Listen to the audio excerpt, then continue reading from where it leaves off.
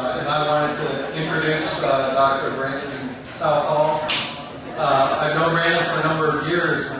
First, when he was working for the NOAA Acoustics Office in Washington, D.C., and heavily involved in the management of sound-related issues with marine mammals. And then the last 4 years, working together on the Southall Behavioral Response Study. And I think one of Brandon's strengths is the fact that I wouldn't say he represents a bridge between kind of management and research, because he actually excels and is a pioneer in both of those areas. I think some of the main guidelines and recommendations on marine mammal, on sound effects on marine mammals that NOAA follows have come out of Brandon's work, looking at putting together the research into a management framework. And then now, I think some of the behavioral response studies and other projects that he's doing are really kind of leading the research field in new directions and new findings and the types of impact sound has on marine mammals. So I think he has this unique perspective and skill in putting those two together that I think we'll be hearing a little more about. Brandon Bell, he's the president and founder of Southall Environmental Associates based in Santa Cruz, and he has several affiliations with some of the academic institutions in the areas like UC Santa Cruz, as well as Duke on the East Coast. So I hope you welcome the keynote address by Brandon Southall.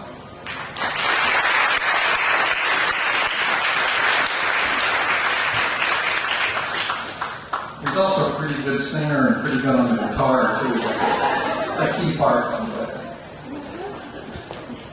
Thank you very much. It's good to see so many familiar faces and meet some new people. This is my first time to this workshop, and I've heard great things about it, and I've experienced some of those already today. So I'm glad to be here. I'm going to try to cover a fair amount of ground on some of the areas that John talked about, some of the basic research application methods, and also how some of those are extended into science policy interface kind of decisions. And there's a lot of people in this room that are involved in some of those things, and I'm also going to try to give a lead-in to the session we're having this afternoon on sound, where you'll hear from some really bright and talented people, and I'm going to kind of give a teaser on a few of those things and not get into detail too much, but point to some of the people's talks that'll be following in the sound session.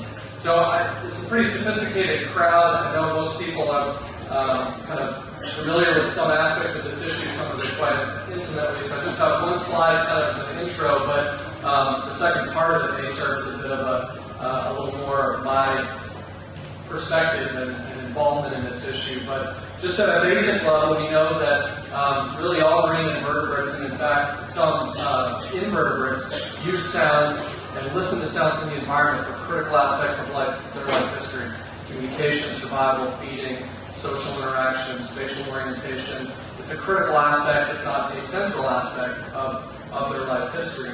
And for a lot of the same reasons, people have converged on the acoustic channel to find things in water. Electromagnetic radiation doesn't work the same way as it does in air. Chemical senses are sort of mixed up. So we sense things using the same channel that the animals do for basically the reasons having to do with physics. And some of those sounds that we make are done on purpose to find things like oil under the ground, or submerged objects, or find our way around, or map the bottom. And some of the sounds are incidental to activities like shipping or construction. But a lot of the work that I've done has kind of been framed around these two questions. The first one, basic one, about when are there potentially negative impacts of human sound on marine life? What are the scientific tools that we can use to ask questions about effects and impacts? And the second one, and this kind of gets back to the time that I spent with NOAA that John was mentioning, where I was like an interpreter to some of the people in the policy offices about science and how it could be used in management decisions, which rely on a whole range of things, one of which is science, but not exclusively.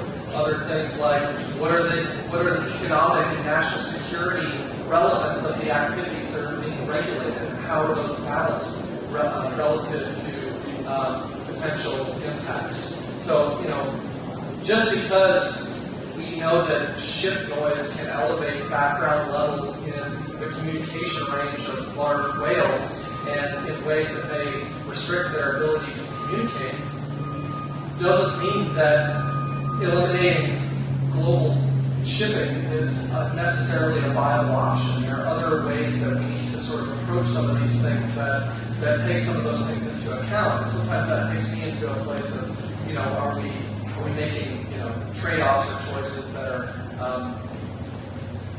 counter to science or supported by science or facilitating, the commercializations of the oceans. And I think a lot of us face those kind of decisions, especially as funding in our field has become more and more applied.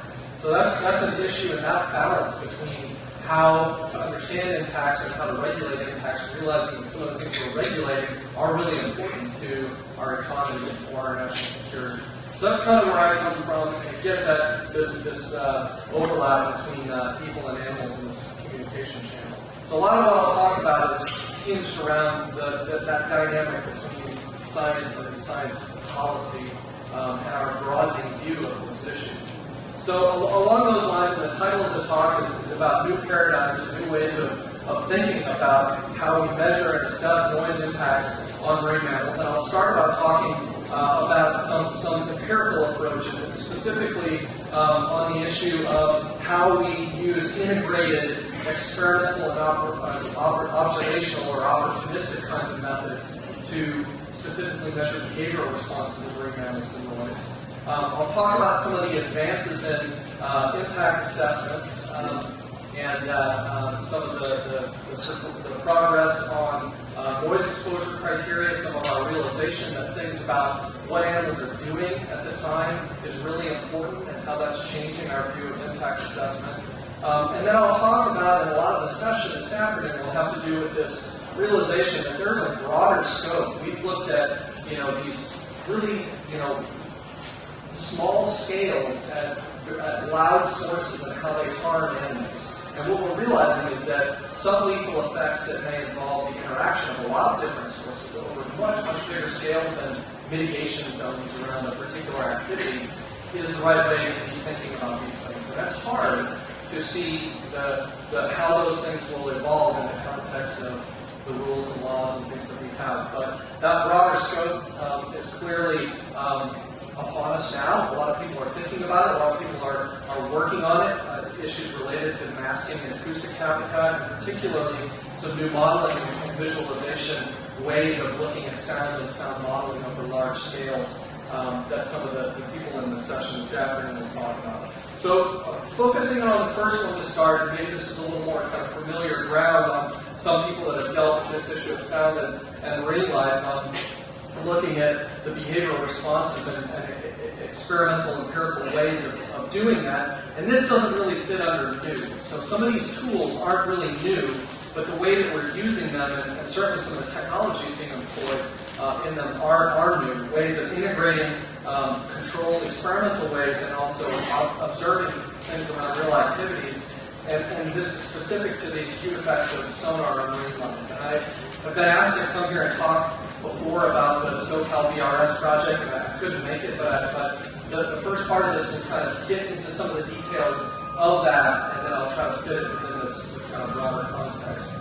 But before I go there, just also, I think a lot of people are familiar with this issue. We know that there have been some events that have happened in specific kinds of conditions where we've had marine mammal strandings. There's a wide range of uncertainty about causal factors and subsequent divergent view on the range of effects. Does it extend to other species beyond the beaked whales that are primarily have been involved? And there's been a variety of people from the NRC to the European Foundation to the U.S. government that have called for directed kind of studies about this to try to figure out what the overlapping issues are on marine mammals and sonar. And I'm going to contrast several different methods, one opportunistic or observational, and one experimental. And by opportunistic, observational, I mean someone goes out and they observe using some type of technology, an activity that's already happening on its own without a controlled experimental kind of approach to it. And the second one being where there's a set of observations or measurements made in an experimental context. And these both have advantages and disadvantages, I think. On the opportunistic side, you're dealing with the real activity. It's really happening in the environment that it happens. It's possible that you may be able to sample really large areas, depending on the method that you use. And the potential is there, again, depending on the method, to observe over the right space and time scales. The downside is, in some of these cases, to varying degrees, you may get less individual resolution, and you're dealing with uncontrolled or differing kinds of treatments that affect how you can tease out causal factors. On the experimental side, the advantage is, like a traditional kind of experiment, you can control the situation and do before, during, and after kinds of measurements, which I'll show you some of. It gives you the ability to at least assess causation in a more kind of controlled and measured way, and it gives you the ability to compare across different species types and stimuli. On the downside, the limited sample size is always going to be there. We're really talking about things where you're looking through a microscope for fairly short time scales on a limited number of individuals. And we've managed to do a medium-sized number of individuals on a couple species, but these kinds of experimental approaches are always going to be limited in terms of their number of individuals that you can get at. And in many cases, including our own the SoCal project here, the contextual factors are different from real exercises. So we can simulate a sonar sound, but if we have it coming from a speaker off the back of a boat that's not moving, that may have the same receive level at a kilometer that the real ship has at 20 miles or 30 miles, the animals can probably relate to those things. The contextual factors are different. So these things have their advantages and disadvantages. And we're seeing this evolving diversity of methods of studying this on different levels. And I want to say at the outset that really, like a lot of the research in our field, this and our project is funded by the Navy and the Office of Naval Research. They've really pioneered these kinds of studies, and they're often expensive. They take a long time. They're complex. And they've really showed, I think, a lot of leadership in sticking with this, and also being willing to fund this type of diversity of studies. So one of the ways on the opportunistic side is using listening arrays over fairly large areas to monitor mobile activity and what you can kind of interpret about movement from that. And Dave Moretti is really the kind of key person on that. There's a few references from his group at NUIC that have come out on this, largely from their work in the Bahamas. But you can actually define the receive level associated with the edges of some of these changes for fairly large sample sizes over big areas. Another kind of approach is to use longer duration tags, satellite tags, to monitor the effects of real exercises. So you're also, in this case, making an opportunistic observation where an animal's tagged before an exercise. You monitor its position and other aspects of its behavior that you can get through satellite tags. And these can be really critical in deriving kind of these integrations between the opportunistic and ultimately the experimental work. And then the third one being BRS, or behavioral response studies, using these kind of tags in an experimental sense to, again, get basically a microscope view with a high level of resolution. Level of resolution you'll never get in the other approaches, but with a limited kind of sample. And I think the case that I would like to make is that all of these have their advantages, their disadvantages. They're all being benefited by rapid evolutions in technology. And with this combined approach, we can get kind of a clear picture, or a clearer picture.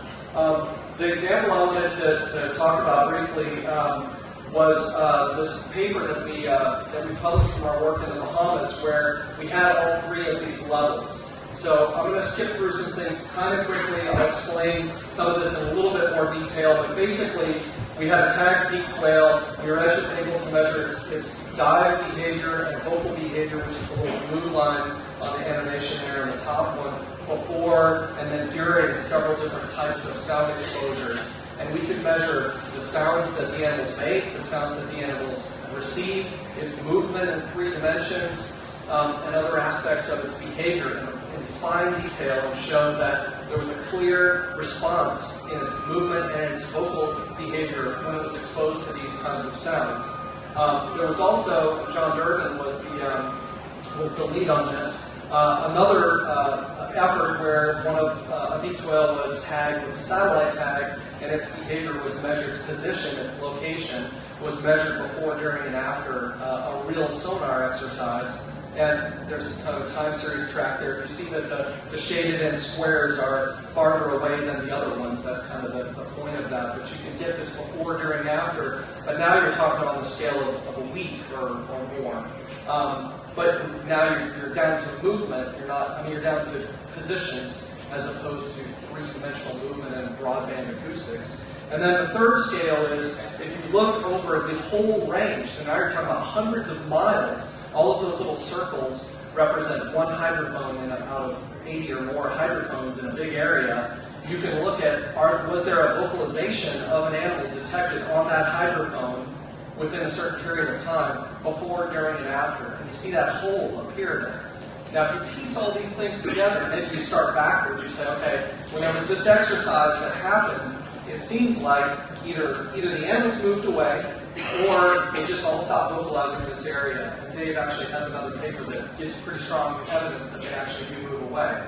So it seems like from that there's this sort of broader scale movement. If you go to the satellite tag data, and then you see an individual that has actually moved away and then come back into an area, and then you go down to the level of resolution where we can look at what happens to an exposure. And granted, it's a different type of exposure, but a similar type of sound. And we can see that an individual bat species orients in a certain way, changes its vocal behavior, and actually points away from the sound source. With all 3 of those that have their sort of pros and cons, you get this picture that, okay, when there's sonar on this area, the beaked whales move away, and then they appear to move back again.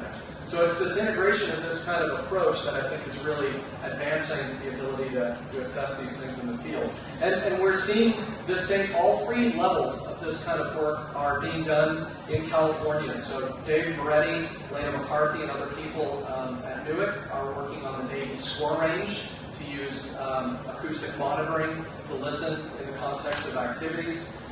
Greg Shore, who's in the back of the room there, and Eric Falcone have been leading some efforts that preceded our VRS project in SoCal to look at satellite tags, also including some new tags that incorporate some aspects of diving behavior into monitoring the effects of real activities. And then we have our behavioral response study. So I'm not going to say anything more about the 2 of them. I'd encourage you to talk to Greg about some of their work on satellite tagging stuff, and I have some references on Dave's work that I can refer to. But I'm going to move now into the BRS project. But remember that this is part of a bigger and kind of integrated way of looking at this.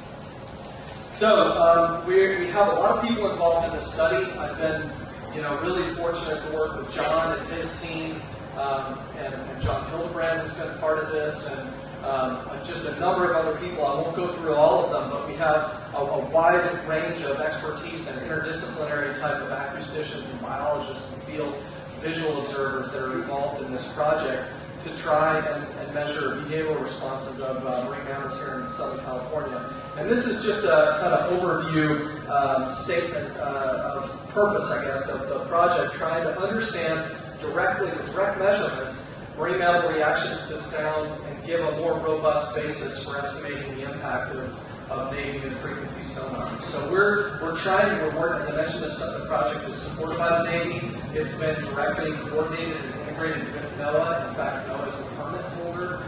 We work closely with the people from the Channel Islands Sanctuary, the people from the permits office. We have NOAA people involved in the project. So it's a partnership.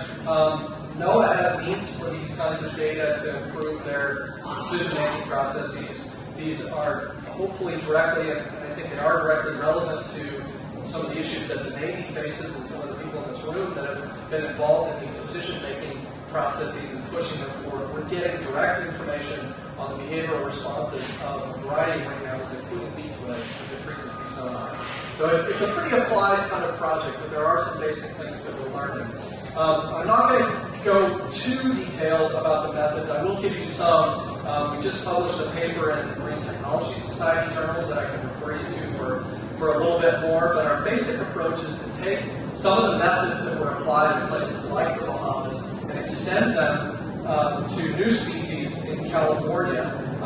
We've tried to really maximize our ability to have options to answer questions. There's a wider range of species available to study in California than there are in the Bahamas.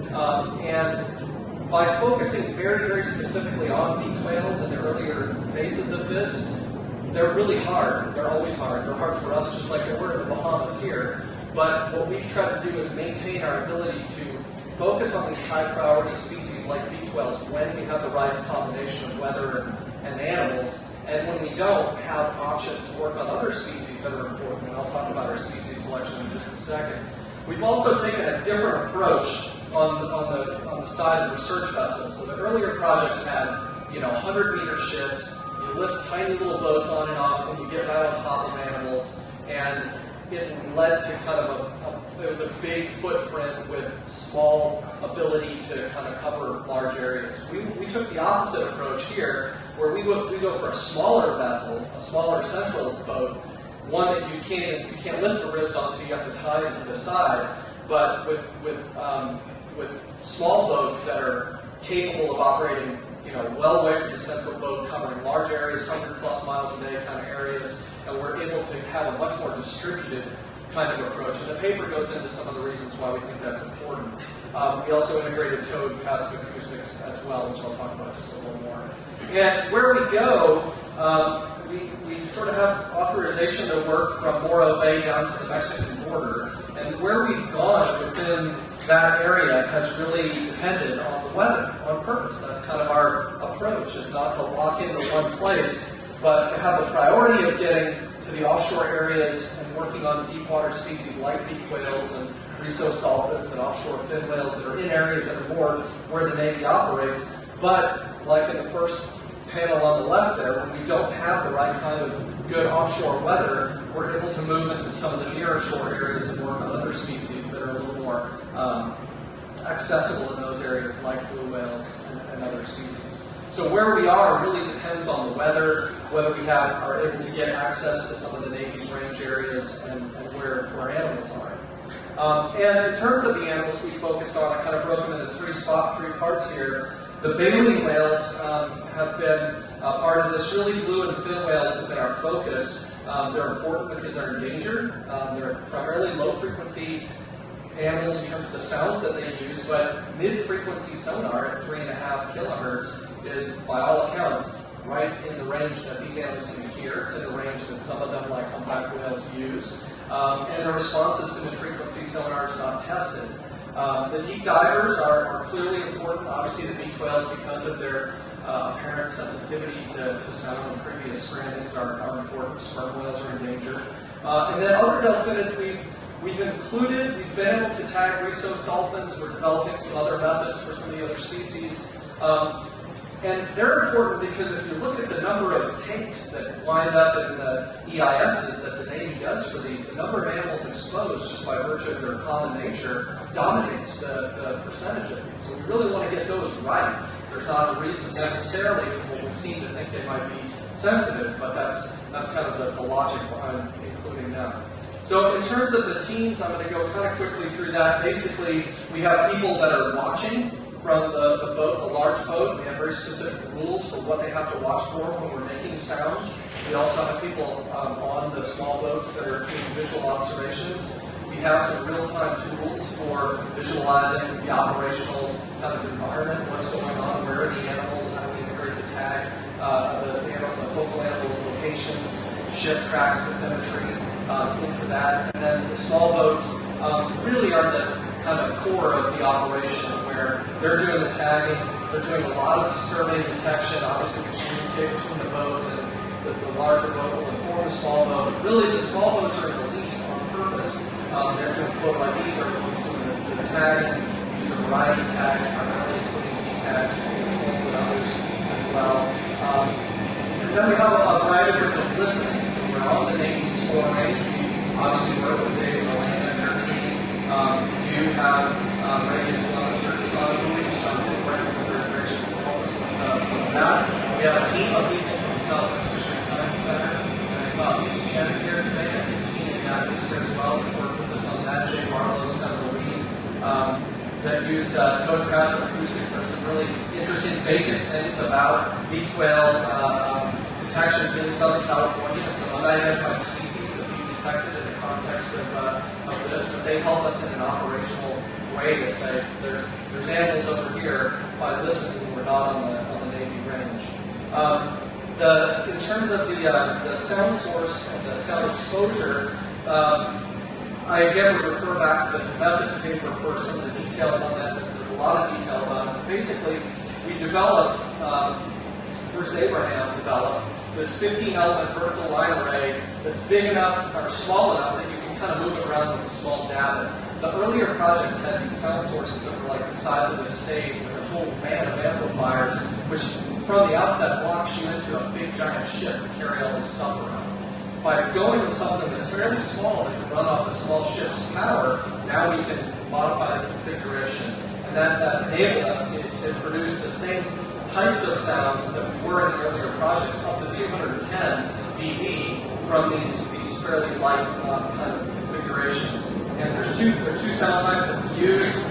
These are actually recordings that were obtained off of the tag on the back of different animals. MFA is a similar simulated mid-frequency sonar signal of tritone that you can see there. There is some reverberation that you can see coming onto the tag there. And then we use a pseudo-random noise as kind of control to that that's in the same frequency band.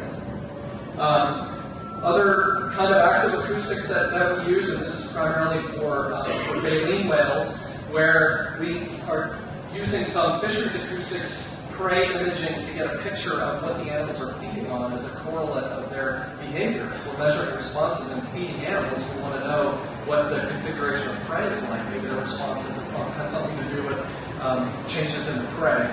So that's another component of the stuff that we do.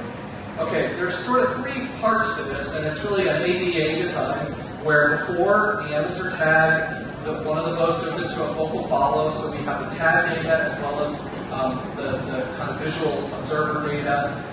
And the source boat tries to maintain a range relative to the animals that's similar to what it has during the exposure phase. In the during phase, there's a whole bunch of protocols and rules that we have to follow basically to be able to start. But if we're able to, the small boat stays in the focal follow. It's a 30-minute maximum exposure, once every 25 seconds. And there's a variety of rules we have to follow again to shut down if something is sort of outside what we would expect. And then there's a post-exposure period where we're maintaining that observation. So we have tag data and focal follow data that goes throughout these three phases. And across the 3 years, I've kind of got the numbers of animals of 9 different types that we've tagged and 7 different types that we've done controlled exposures on. I highlighted the Cuvier's beaked whale and the blue whale because I'm just going to show you some examples of some of the responses from those species. So, like I said, in 3 years we've managed 3 beaked whale. Oh, that should be 1 bear beaked whale. Sorry, there's a typo there. So in 3 years we've had three CEs on beaked whales, which is about the same level of success we had in the Bahamas. The difference is we have all of these other species that are important for different reasons that we've been able to do on days when we couldn't do the beaked whales. Blue whales being the largest sample size, 34 controlled exposures, is a pretty big sample for these type of experiments. So I'm going to give you just an example of the type of data we get for beaked whales and the type of data we get back, with one example being beaked whales, one being blue whales, and then I'll kind of give you just an overview summary. And the tag record will look something like this, where you've got 15 hours or so of data. The animal's going through these dive sequences. In this case, the red part of it is when the animal's vocalizing. We have a deep dive before.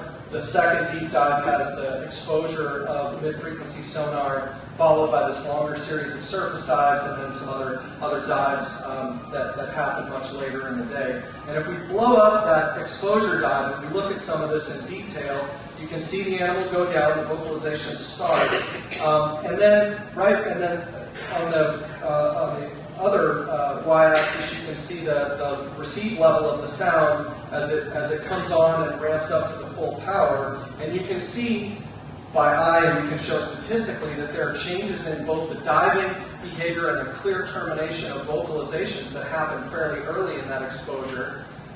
If we look at the swim speed on the middle one, we see this spike in the animal's swim speed and a sustained higher than average swim speed that actually extends beyond the end of the exposure. And using some cool ways that I don't have time to talk about, when we look at the range between the source and the animal, we can tell that the animal's moving away. So in this case, the animal started about 5 kilometers away. When it got back to the surface, it was 11 kilometers away. The animal covered 6 kilometers underwater, moving away from the sound source. We get this high resolution image of response, and this is consistent with the other V12 responses that we've seen. The picture with blue whales is a little more complicated, and this is a complicated figure, but let me walk you through it. If you look first at the top panel, the dive profile is on the top. The blue part is the exposure period. You can see the red dots there is the sound level ramping up. The little gray thing on the bottom, if you look all the way to the right, there's a speed bar, so you can see the animal's speed. And then the panel on the top right is the top-down view of the animal's position. And basically, in this case, the animal's position is consistent and not moving in a particular direction before, during, or after. There's nothing clear in the dive profile, no changes in the speed, the animal's speed. If you contrast that with the middle one, where we see shortly after exposure kind of an unusual quick surface series, and the shaded part of that middle panel on the left there is just a little bit atypical, and the animal's moving kind of in a straight line. And then on the bottom panel, we see this really aberrant type of surfacing where the animal's response right after the sound starts is really changing its dive response, and if you look at the speed, you can see the animal picks up speed. That's associated with a directed orientation of movement away from the sound source. So we see these different types of responses, and not consistent across all blue whales. In some cases, they seem to respond by orienting and moving away. That's recoverable over a short period of time. In other cases, the response, there doesn't seem to be any kind of response at all, even in cases where we're up to 160 dB receive level. One of the things that we're realizing is really important in this, and the differences that we're seeing, is what the animals are doing at the time. And there's a pretty complicated multi-stage PCA GAM statistical approach here I don't have time to really go into, but if you just look at the bars between the non-feeding cases, the surface feeding cases, and the cases where the animals are deep feeding, and you see that big difference in the during phase during the deep feeding, it's telling us that the receive level is somewhat important, but the behavioral context is a critical aspect of what's mediating the response. And their likelihood to respond is much greater when they're in these deeper feeding modes than they are when they're sitting at the surface feeding on a big ball of krill in front of them, as was the case for a number of our observations. So that becomes important, and I'll come back to this in the second part of the talk here. So wrapping up this part, we've really had a lot of baseline data. We've had some first. The suction cup tag with acoustics that we had on Baird's beaked whale was the first ever time that animal had been tagged with that kind of tag. We have a lot of new data on rhesus dolphins, just about basic behavior and acoustics that we're working through. We were able to take those experimental paradigms we've used in other places and apply them on new species, including Cuvier's beaked whales, which have been the most prevalent in these studies previously, and these stranding events previously, and re-seeing the animals later. We've demonstrated some clear and statistically significant responses. They typically involve temporary kind of orienting or avoidance behavior, as well as changes in vocalizations. Those responses seem to be highly dependent on context and on species. So the beaked whales are particularly sensitive, not surprisingly, and the responses, especially in blue whales, seem to have a dependence on a complex interaction between behavioral state and other factors, including exposure level. And importantly, I want to point out that one of the ways that these different paths of opportunistic studies and experimental studies might come together is where you could actually do an experimental kind of scenario or an actual experiment using a real sound source, where you're not using a scaled sound source. You have the ability to put tags on animals, but control an actual exercise that's already happening, an event that's already sort of going to happen in that area, and modify it in a way where you can kind of hybridize and bridge the gap between those two. We're planning to do that. We're hoping to do that this year in this project, and we're working through all the planning for that, which is significant. But we know that the realistic scenarios are really what matters. What the response of a beaked whale is 40 miles away at 110 dB is really the question we want to answer, not necessarily, what's their response from a sound source that's a kilometer away, which they can probably tell the difference of that. So we're moving in that direction to using realistic sound sources. Okay, so I'm going to transition now to really this second part, and the last two of these will be kind of combined and not individually as long as the first part, so don't worry about that. I'm cognizant of the time. But I'm going to talk briefly about noise exposure criteria, where we were, where we've gone, and in my view, the importance of being able to integrate these kind of contextual factors, and then I'll get to some of the chronic cumulative issues briefly as well. So typically, now I'm going kind of back into the science policy realm. How do we take these kinds of data and fit them into decision making? And this sort of conventional view was you had one thing, and then you had these little concentric, symmetrical zones that were 160 and 180 decibels that were disturbance and injury. And those things overlaid with a uniform density that was invariant across the ear and independent of the sound frequency or differences between species was how you came up with takes that were then put into some formula that said this is bad or this is not bad.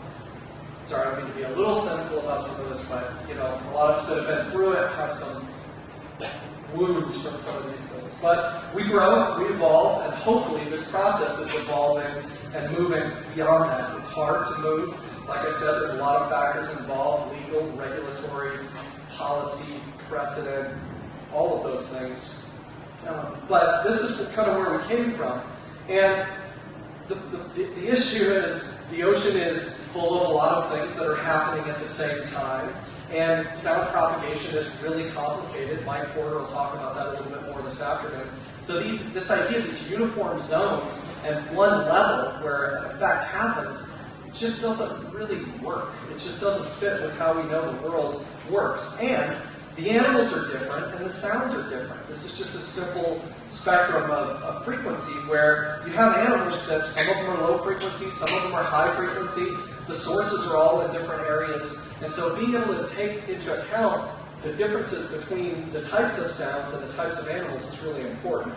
And Ann Bowles is here, and she and I and a number of other people were involved in this panel in 2007 that came out with this noise exposure criteria paper that I think really moved things forward. It clearly had some limitations and shortcomings. It had a lot of places where we didn't have information and we're extrapolating things from chinchillas and guinea pigs, but it moved things forward in a way, and it did a number of things. One, it tried to say these are the kind of exposures we think are consistent with injury and behavior for, from in the opinion of some of these people.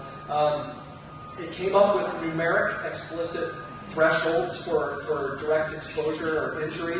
It came up with the severity scaling metric for dealing with behavioral response, but did not go to say, here's the new 160. We said, there's not a new 160. Having a number doesn't really work. You need looking kind of a range of exposure, either numbers or numbers and conditions, and I'll get back to that in just a second. We also laid out a variety of research. It didn't relate to some other marine mammals. It was cetaceans and pinnipeds. It didn't deal with some of these other things I'll mention. It didn't explicitly set policy guidelines. Maybe it should have tried to, but it didn't explicitly. They're not simple. It's much more complicated than that approach, but it tries to reflect the complexity that exists in natural systems. And clearly we identified these weren't final or conclusive in any way. The science was going to continue to evolve. We pointed to specific places where we thought it should. Now, what has happened since then? There's been a whole bunch of new data. Jim Finneran and others at the Spayore Lab down here in Southern California have done a tremendous amount of new and very applicable work to this, as have other people working in the lab, Ron Castelline and others that are doing work on auditory effects. We've done some work, as well as many others, on behavioral effects. And there have been a variety of new adaptations and advances. I see Keith Jenkins in the back and Bob Gisner's here. They and other people have really worked on the Navy, and their analytical methods have really moved some of this forward in some ways faster than some of the other government agencies have. And the ESME program is something Bob can talk about that's really kind of pushing some of those things forward. The population consequences of acoustic disturbance, or of disturbance as it is now, PCAD, is a really modern kind of way of thinking about this. There's a variety of other ways that this is moving forward. The European Union has a Marine Strategy Framework Directive that's pushing some things forward. And I mentioned this issue of context, and I've just got two more things I want to say on the integration of that. And then one thing that I've done, I haven't really engaged in writing EISs because I don't want to do that, but I dabbled with one on this PG&E survey that was proposed in California, because we put a paper out and we said context was important, and the regulator said, well, how do we do it? What do you mean? So I put my money where my mouth was, and I helped to write one of these things that is my view of how I think it should go anyway. So I just will show something really brief to make this point again about context. This is some work that was done on LFA. The point of this is, if you look at the top left panel, you see with no sound on, tracks of gray whales going down the California coast, and they kind of cross on all sides of the little dot in the middle there. If you simulate a low-frequency active sonar system in the middle of that pathway with the sound turned on at the point of that little dot, there's a divergence of paths around it. So you go, okay, well, they're avoiding LFA. The receive level where they turn is 134, therefore that's the receive level. The only problem is, if you take the sound source and you move it just outside of the middle of the migratory pathway, those same kinds of receive levels result in no change in the migratory paths of gray whales. In some cases, I mean, there's variation there, but the point is, you don't see this big hole open up. It's a function of the spatial relationship between them. It's the context of where it is relative to their exposure. And I won't go through this again, but just a reminder, we've demonstrated this now with our blue whale stuff on mid-frequency sonar. There's a variety of other people that have indicated that what the animals are doing at the time really matters in terms of their context. And has anybody ever read this On Beyond Zebra book, this Dr. Seuss book? Do you remember that one? They make up new letters after it. It was one of my favorite Dr. Seuss books. But this paper was our version of moving beyond thresholds. And it was a paper we published in Conservation Biology a couple of years ago. And the main point of the figure there is, you see the little overlapping lines between contextual response likely and dose response likely. If you look at human communication, you look at the point where you have levels that cause threshold shift. If you go down 10 dB from that, and you overlay that with community annoyance, like the point where people pick up the phone and say, turn the sound off or else I'm going to call the police, those levels, or the levels that bother you about an airport or whatever, there's a pretty consistent relationship between those. When you get up to louder receive levels, there probably is a direct relationship between how loud it is and your response to it. Below that point, some of these other contextual effects, what they're doing, is it in front of them or not? Are they really motivated to stay there because there's some viable prey item right in front of them? All those things are important. And so we laid out this what we thought was kind of a clear context-based way of thinking about these things. But, you know, like I said, some of the people came back and said, well, what does that mean? How do we do it? How do you incorporate that? So I got involved with Jason Wood and Don Tollett from SMRU on doing this environmental impact report for the PG&E seismic survey that was proposed off California for this last year. We'll talk about that more in the noise session in a little bit. But the bottom line of we tried to incorporate a bunch of these things about context, about variance in susceptibility or sensitivity between species, between the kind of temporal overlap between what they were doing and when the activity was planned, the severity of expected responses. And we did basically a two-stage kind of process that came up with a rating or an assessment at the end of it, where initially, and there's a lot of detail on this, but the part I want you to focus on initially is, you see where it says base upper potential? For one thing, we incorporated variability in density estimates. There's obviously variance between year to year of density of different species in different areas. We're still averaging something over a big range, but we're incorporating the variance in density. The other thing we did was we took the NIF's existing 160 approach, because they said this is still our guideline. So we did their approach, but we also used a variation of the noise exposure criteria that I showed earlier. We kind of compared those two.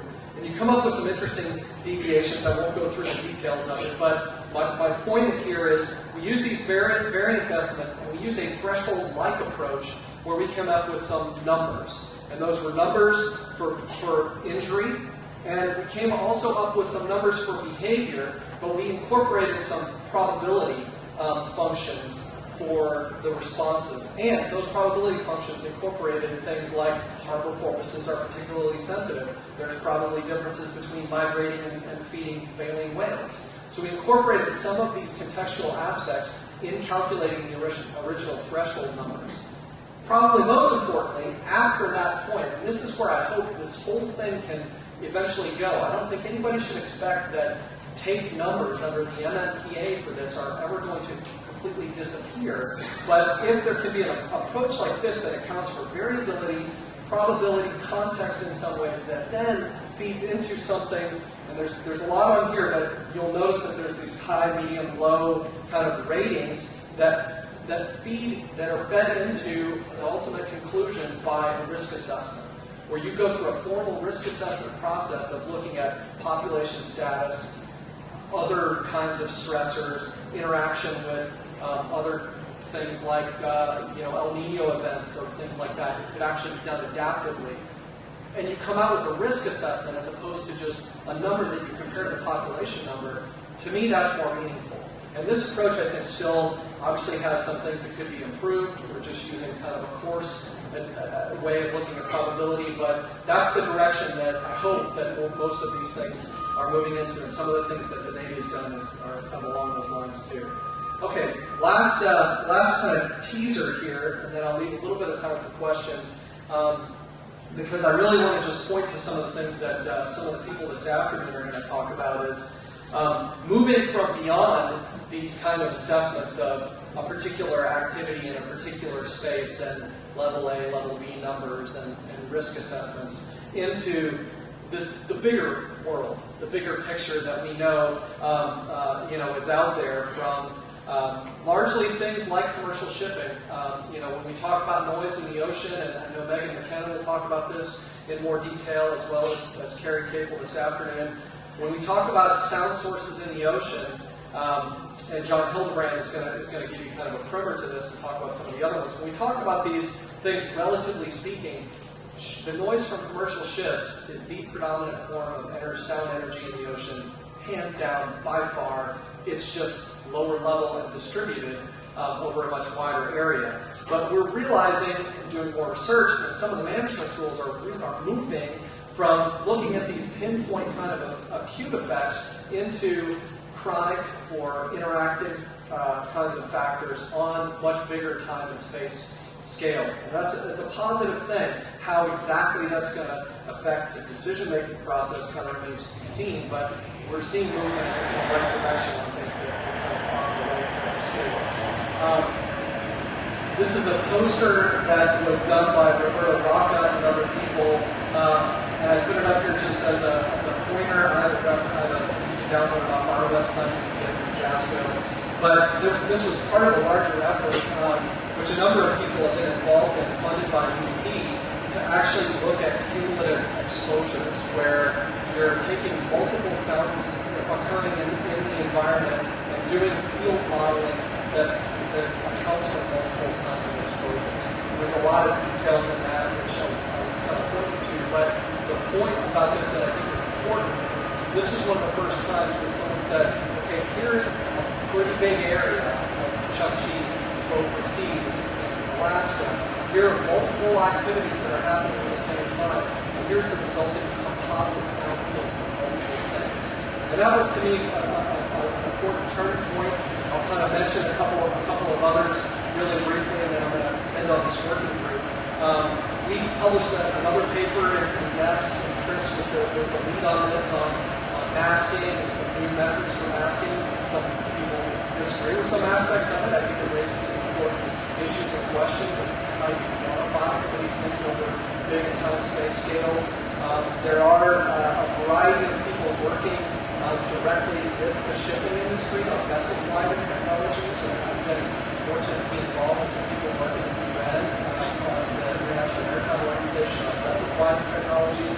And then I want to talk just briefly about the cetacean and sound mapping working effort that NOAA funded. All of these things relate to the whole ship noise and masking cumulative kind of broad scale issue that we'll hear about in the session this afternoon. The sound and mapping working group and the websites there, the idea about this was, can we look over a pretty big scale? The scale of this was the EEZ of the United States, which is a pretty big area. Can we look over that scale and, using what we know about the distribution of human sound sources and cetaceans, come up with comparable resolution maps of density and sound fields in ways that sort of now look over these bigger time and space scales. And again, Mike and Carrie Capel are going to talk in more detail about this, but just at a pretty high level, the objective is to develop some of these geospatial mapping tools to push things forward in terms of how to view and ultimately make decisions on things like cumulative effects. And at the beginning of that meeting, Leela Hatch, who was the chair of the Southfield Mapping with me, but she was really kind of the lead on that side. She put up this slide, and I think it's a really important one because it indicates that NOAA, at least is thinking along these lines and moving in this way, where they're realizing that the previous management scheme is basically as I described it, these single loud events, one thing at a time, and emphasis on marine mammals. The goals moving forward are moving to things where you realize that things are happening together, that there's bigger time and space scales that are relevant, that some of these lower sublethal kinds of effects like masking might really be important. That there's variability in the natural environment, and there's a variety of different animals that are involved. If you just care about marine mammals, you still might want to care about fish because marine mammals eat fish, and you probably should care about fish for other reasons. So they're at least aware of and moving, developing some of these tools down the lines of moving towards a more kind of holistic approach. Just two slides briefly, and I'll leave this mainly for Mike, but the goal of the sound field mapping working group was to try and get a time and space resolution over big scales, where we're looking at kind of average noise levels over these large time and space scales in different regions of the country. And then specifically looking at a few transient events. We knew that we couldn't do that process without looking at least some example events, and there's some individual sources there that we'll go into more detail about that. So, wrapping up, here's kind of my closing thoughts here. There's a variety of new ways that we're collecting data and thinking about these things. The complementary approaches, like the work that Greg and others are doing and Dave's doing by listening and the ERS projects that we're doing, They're complementary, they both have their advantages and disadvantages, and I think it's the kind of approach that's required for these kind of hard problems. The behavioral effects are context specific, these kind of sublethal effects are particularly important. These modeling visualization tools, and I really encourage you to kind of hear Mike and Carrie talk about that a little bit more. They're maturing quickly. They're really enabling us to visualize large time space scales. And the regulatory approaches just have to move from these really simple, level-based approaches to something that is more like, I think, what we did. That EIR for PG&E is something, if you're interested in that, I appreciate your